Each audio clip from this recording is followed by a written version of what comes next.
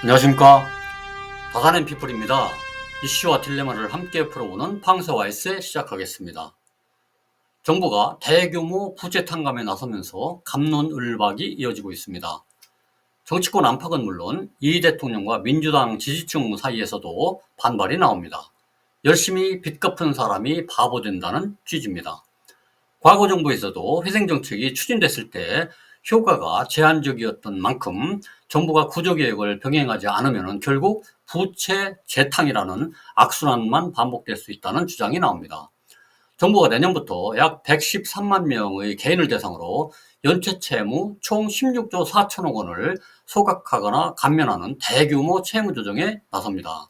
금융위원회는 한국자산관리공사 캠코 산하에 채무조정기구인 배드뱅크를 설치하고 7년 이상 연체된 5천만 원 이하의 개인 무담보 채권을 일괄 매입하기로 했습니다. 상환 능력이 사실상 없는 중위소득 60% 이하의 저소득층은 채권을 완전히 소각하고 상환이 가능한 경우에는 원금의 최대 80%를 감면해주고 나머지 채무는 10년에 걸쳐서 분할 상환하도록 합니다. 정부는 이를 위해서 2차 추경 예산 4천억 원을 편성했고 금융권을 통해서 4천억 원을 추가로 조달해서 총 8천억 원 규모의 재원을 마련할 계획입니다.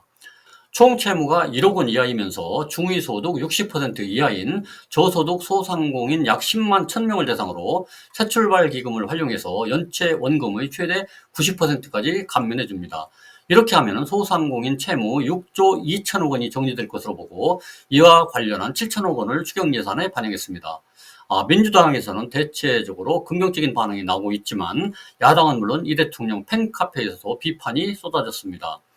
일부 여당 지지자들은 그런 채무를 가질 정도면 가게를 접고 다른 소득원을 찾아야지 탕감해 준들 채무가 또 생기지 않겠느냐 라든가 인구가 줄고 고령사회가 되면 소비 구매력도 떨어질 텐데 그때는 소상공인 구제를 어떻게 할 것이냐 라든가 이자 감면 정도라면 환영하지만 채무 탕감은 아닌 것 같다 라든가 열심히 빚 갚는 사람들은 뭐가 되냐 빚 탕감은 역차별이다 라는 등 부정적인 반응이 나왔습니다. 취약 계층에게 새 출발 기회를 주겠다는 정부의 취지를 반대하는 것이 아니라 국가 재정과 개인의 도덕적 해이 등을 감안해야 한다는 지적입니다. 이는 정부마다 빚 탕감 정책을 실시해 왔음에도 경제적 효과가 일시적 처방에 그쳤기 때문입니다. 과거 정부에서도 실제 소득 하위 20%의 대출액은 탕감이 있을 때에는 일시적으로 감소하다가 다시 증가하는 패턴을 반복했습니다. 한국은행 금융안정보고서에 따르면 취약계층 자영업자 연체율은 2020년 1분기에 7.4%에서 2022년에 4%까지 떨어졌지만은 2023년 8%를 돌파했고 작년 3, 4분기에는 11%를 넘었습니다. 지난해 3분기까지 자영업자 대출은 낮은 증가세를 이어왔지만 연체율은 상승세를 지속하고 있습니다.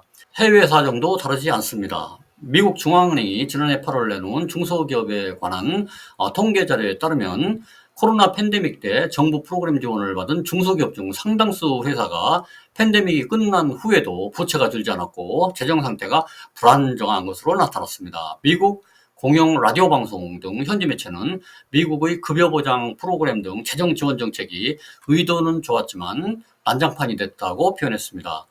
한국금융연구원의 한 연구위원은 가계대출 및 개인사업자 대출 규모와 연체 현황 보고서를 통해서 취약계층 차주의 부채 및 소득 여건을 근본적으로 개선시키기 위해서는 빚 탕감 같은 재정 지원을 일시적으로 시행하기보다 금융과 고용 그리고 복지 분야를 연계해서 종합적인 정책적 지원을 시행해야 한다고 강조했습니다.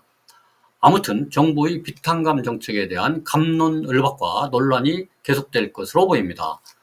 여러분 생각은 어떠신가요? 구독과 좋아요는 영상 제작에 큰 힘이 됩니다. 감사합니다.